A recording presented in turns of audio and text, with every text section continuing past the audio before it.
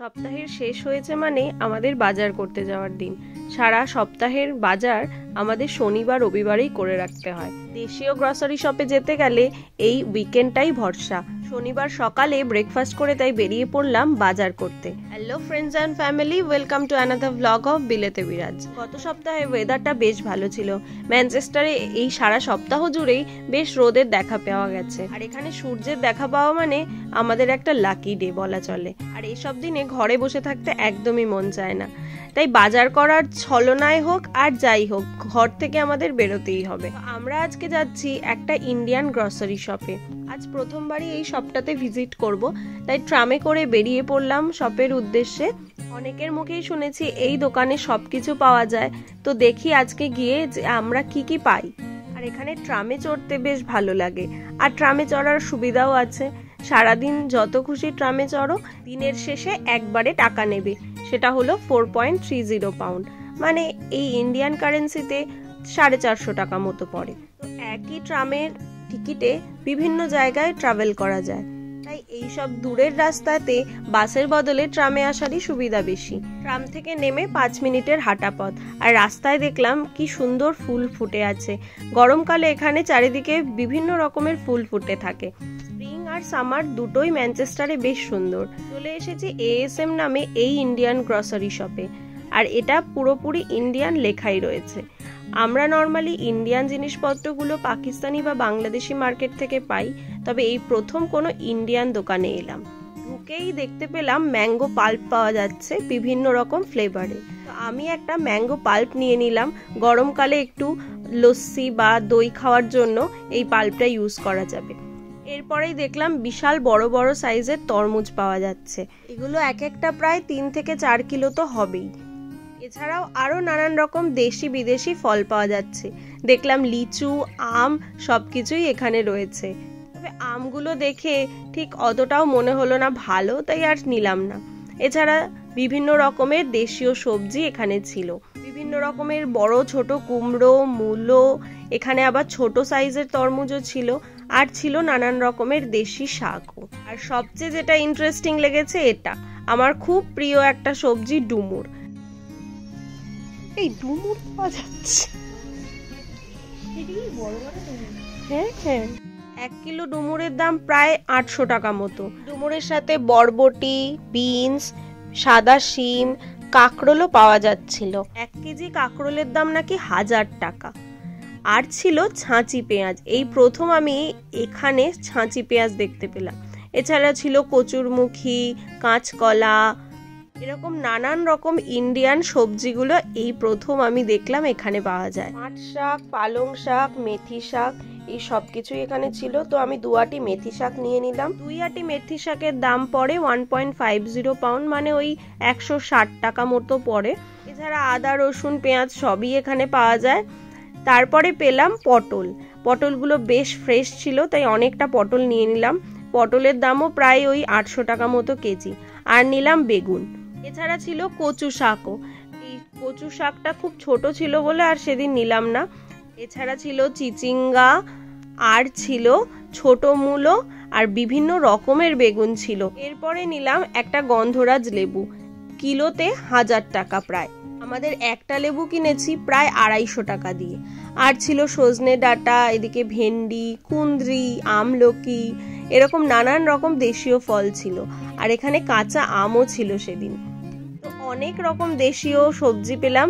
এরপরে গেলাম দেশীয় কিছু স্ন্যাক্স আইটেম দেখতে। পার্লেজি বিস্কুট আর ক্র্যাক জ্যাক দেখে তো আমরা রীতিমতো অবাক, তবে দাম দেখে আরোই অবাক হয়ে গেলাম। এখানটা দেখে যাও, ইন্ডিয়ান স্ন্যাক্স দেখে যতটা অবাক হয়েছি তার থেকেও বেশি অবাক হয়েছি অনেকদিন পরে কোনো দোকানে এসে ইন্ডিয়ান গান শুনতে পেয়ে। ফুচকা থেকে শুরু করে সেভ, তারপরে পুরি, মশলা পুরি, নানান রকমের জিনিস এখানে ছিল। গাঠিয়া, গুজিয়া, নিমকি, এখানে ছিল রেডিমেড আলু ভাজা, বিভিন্ন রকমের পাঁপড়, বক্সে করে করেও নানান রকম স্ন্যাক্স বিক্রি হচ্ছিল এখানে। ব্যানানা চিপস থেকে শুরু করে সব রকমের দেশীয় জিনিস এখানে একদম পাওয়া যাচ্ছিল। মানে 1 কৌটো ব্যানানা চিপসের দাম ছিল প্রায় 250 টাকা মতো। এদিকে আবার বোঁদে থেকে শুরু করে আরও নানান রকমের জিনিস ছিল, গুজরাটি, তারপরে সাউথ ইন্ডিয়ান কিছু স্ন্যাক্সও এখানে পাওয়া যাচ্ছিল। তাছাড়া প্যাকেটে করে ধোকলা আর গোলগাপ্পা এগুলোর বিভিন্ন রকমের ব্যাটারও পাওয়া যাচ্ছিল, রেডিমেড মিক্স, যেগুলো গুলে পরে তৈরি করা যাবে।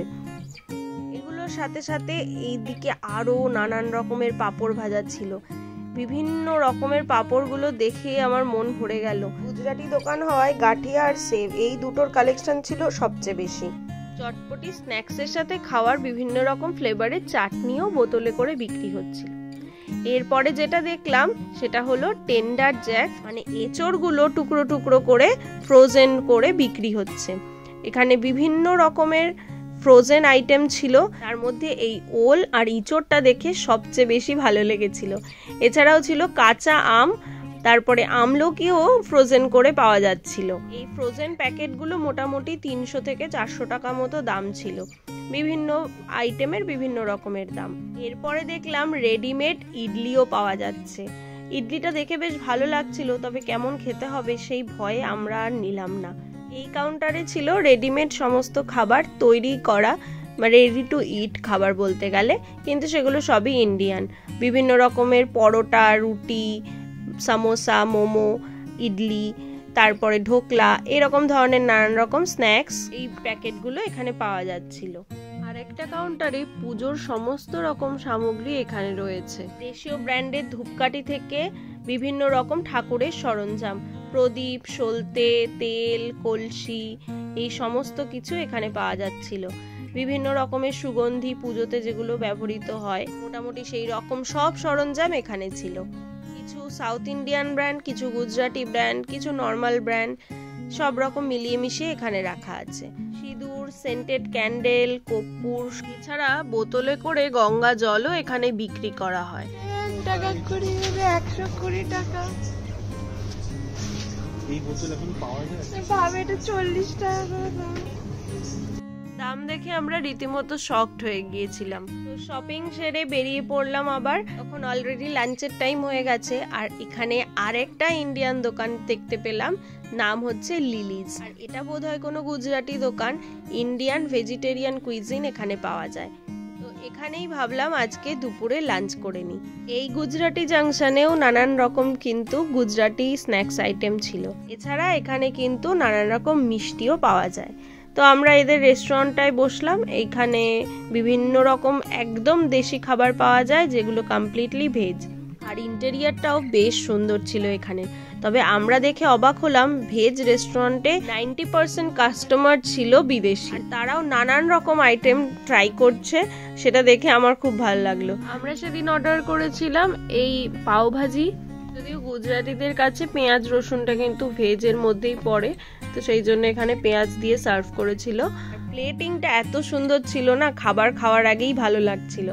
আর নিয়েছিলাম মশালা ধোসা। মশালা ধোসার দাম ছিল প্রায় 1000 টাকা। দেশে থাকলে হয়তো 8-9টা ধোসা পাওয়া যেত। পাও ভাজির দাম প্রায় 900 টাকা। আর নিয়েছিলাম এই রাজকাচুরি, এটা একটা চাট আইটেম ছিল। তো সবাই মিলে আমরা ভাগযোগ করে খেলাম। আর সত্যি খাবারগুলো খুবই ভালো খেতে ছিল। অনেকদিন পরে বেশ দেশি খাবার খেয়ে মনটা বেশ ভরে গেল। আর এরকম রেস্টুরেন্ট সচরাচর পাওয়া যায় না, আমাদের ম্যানচেস্টারের কাছে তো একদমই নেই। একটু দূরে এলাম বলে আমরা আর লোভ সামলাতে পারিনি, আজকে আমরা ঝাঁপিয়ে পড়েছিলাম ইন্ডিয়ান খাবার খাওয়ার জন্য। তো ইন্টেরিয়ারটা খুব সুন্দর ছিল, একদম দেশীয় স্টাইলেই করা।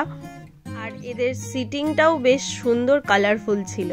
আর একটা ওয়ালে এত সুন্দর পেন্টিং করা ছিল, যেন মনে হচ্ছে দেশের বাজার বসেছে। তো আজকের দিনটা বেশ ভালো কাটলো, বাজার করে তার সাথে পেট পুজোও হলো বেশ ভালো মতো। আর এর সাথে আজকের মতো ব্লগটা এখানেই শেষ করছি। দেখা হবে নেক্সট ব্লগে। সবাই সুস্থ থাকবেন, ভালো থাকবেন, সাবধানে থাকবেন। ভিডিওটি কেমন লাগলো কমেন্টে অবশ্যই জানাবেন। আর ভালো লাগলে একটা লাইক করবেন। আমি বিদিশা ম্যানচেস্টার থেকে আজ বিদায় নিচ্ছি। দেখা হবে নেক্সট ব্লগে। উঠবো।